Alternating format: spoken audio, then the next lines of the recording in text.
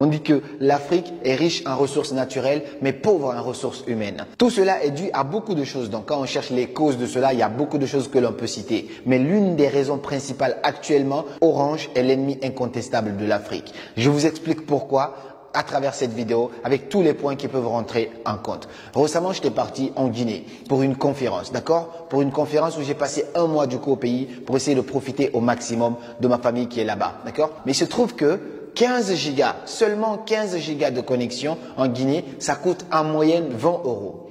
Et moi, je me suis dit quoi? Comment ça se fait que en Afrique, donc ça c'est le constat, en Afrique où les gens gagnent 10 fois moins leur vie qu'en France, mais Internet coûte 10 fois plus cher en Afrique qu'en France. Et ça, ce n'est pas le plus alarmant. On est d'accord que le niveau de développement d'un pays dépend du niveau de connaissance, donc de savoir de ses ressources humaines. Et on sait aujourd'hui que Internet est la meilleure université qui puisse exister au monde entier. C'est-à-dire sur Internet, grâce à YouTube, les réseaux sociaux, grâce à beaucoup de choses sur les réseaux sociaux aujourd'hui, sur Internet, tu peux apprendre rapidement, 10 fois plus rapidement que tout ce qu'on te donne à l'université. Donc ça ne veut pas dire que l'université n'est pas important, mais Internet accélère un petit peu la croissance, le savoir, accélère le développement, accélère l'innovation. Mais si Internet qui accélère tout ça est moins accessible à un continent, alors ce n'est pas étonnant que ce continent ne soit pas parmi les plus brillants au monde entier. Donc le constat c'est quoi? En un mois, j'étais obligé de payer 5 fois 20 euros pour pouvoir avoir accès à Internet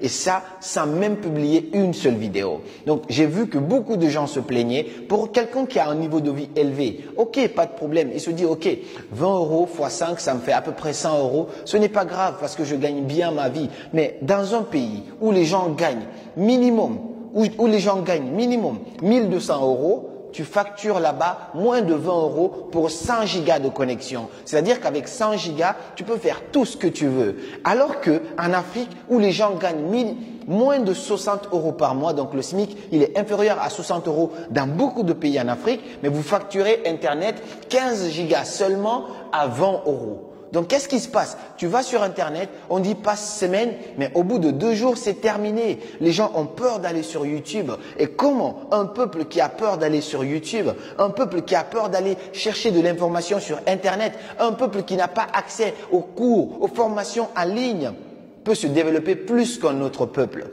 On est d'accord que c'est non. Il y a beaucoup de choses qui rentrent en jeu, mais ça c'est le constat le plus alarmant. Là, je peux vous montrer juste à côté, il y a un forfait Orange. Actuellement, même à l'instant T, je viens de faire cette capture d'écran, tu as à peu près 90 gigas qui coûtent moins de 15 euros. Donc, je vais faire approximativement 100 gigas qui coûtent moins de 15 euros en France actuellement, parce que là je suis en France, ok?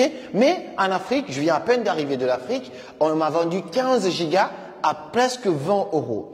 Donc, avec 100 gigas, tu peux regarder toutes les vidéos YouTube du monde. Avec 100 gigas, tu peux rester connecté pendant combien de temps? Avec 100 gigas, tu peux suivre des cours en ligne aux États-Unis, dans n'importe quel pays. Alors qu'avec 15 gigas, seulement 15 gigas, tu regardes quelques trucs, au bout de 2 jours, c'est épuisé.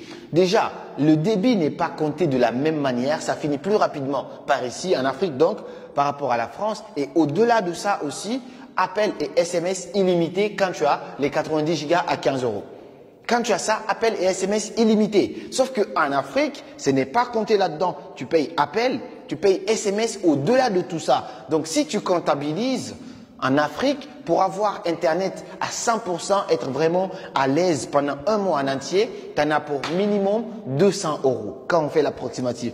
SMS, appel, Internet, tu en as à peu près pour 200 euros pour être vraiment confortable avec Internet. En France, tu en as pour moins de 20 euros pour être confortable. Appel SMS illimité, appeler même à l'international parfois, Belgique, Suisse, les pays qui sont à côté, tu peux appeler gratuitement. Tout ça c'est compris. Tu peux parler avec quelqu'un de minuit jusqu'à minuit.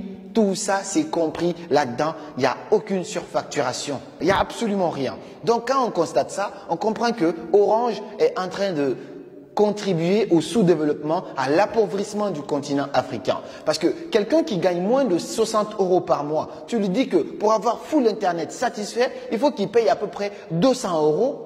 Alors, est-ce que tu n'es pas en train d'appauvrir cette personne ou est-ce que tu es en train d'aider cette personne à se développer? On est d'accord que c'est non. Mais ce n'est pas que la faute de Orange. Orange, c'est qu'il est dans un continent ou dans un pays où les choses ne sont pas régulées. Il se dit, je peux faire du profil. Mais le problème vient de qui? de ceux qui gouvernent. Et comment ça se passe? Je vous dis la vérité sincèrement, à partir du moment que la personne qui est ministre, la personne qui est cadre, la personne par laquelle Orange passe, lui, il s'en met plein à la poche, le reste, il s'en fout de la population. Il s'en fout de est-ce que les gens vont souffrir? Parce que ce qui est étonnant, ce qui est alarmant, c'est que ceux qui sont à la tête ont fait des études en France. Ceux qui sont à la tête ont fait des études aux États-Unis. Dans les pays développés, ils savent que ça ne coûte pas aussi cher là-bas que dans leur continent. Mais puisque eux, ça leur permet d'en mettre plein leur poche, donc l'intérêt personnel passe au-dessus de l'intérêt collective. Et c'est ce qui fait que le continent ne peut pas aller en avant. L'autre constat, c'est quoi?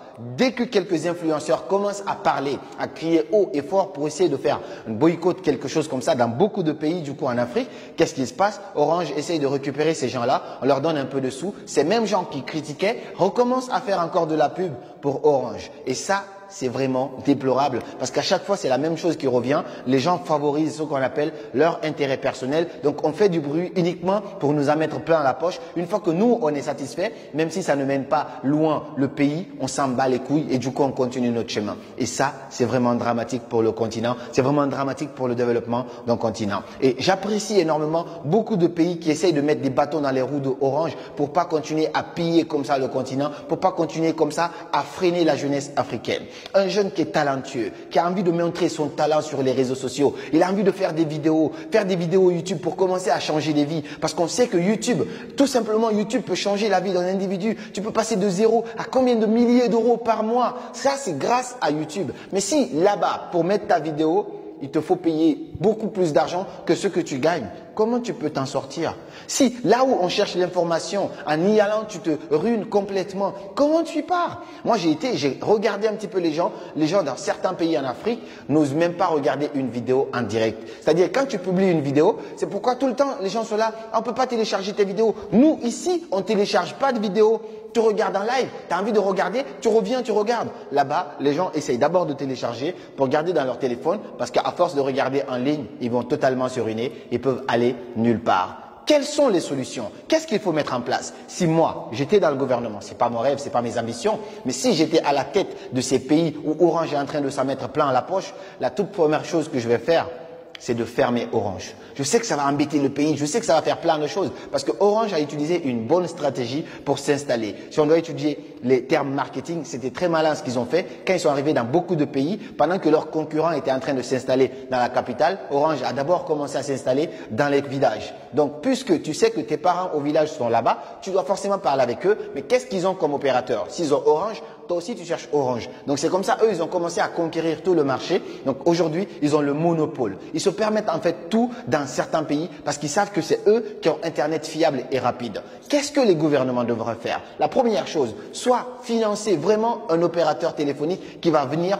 concurrencer en gros Orange. Ça, c'est la première chose. La deuxième chose, chaque pays est libre de régulariser son marché internationalement comme il veut. Donc les opérateurs qui vont venir, c'est le pays qui fixe des termes. Dites, vous ne pouvez pas facturer au-delà de ça parce que voilà combien vous facturez dans un pays qui est plus riche que notre pays. Donc quand le pays impose ces termes-là, Orange doit casser les prix, vraiment être concurrentiel par rapport à la France, être concurrentiel par rapport aux autres pays qui ont accepté de mettre ces termes-là. Au-delà de Orange appel téléphonique, il y a Orange Money aussi qui n'arrête pas de bouffer les gens. Parce que faut se rappeler que le taux de bancarisation dans le continent africain est à peu près de 6%.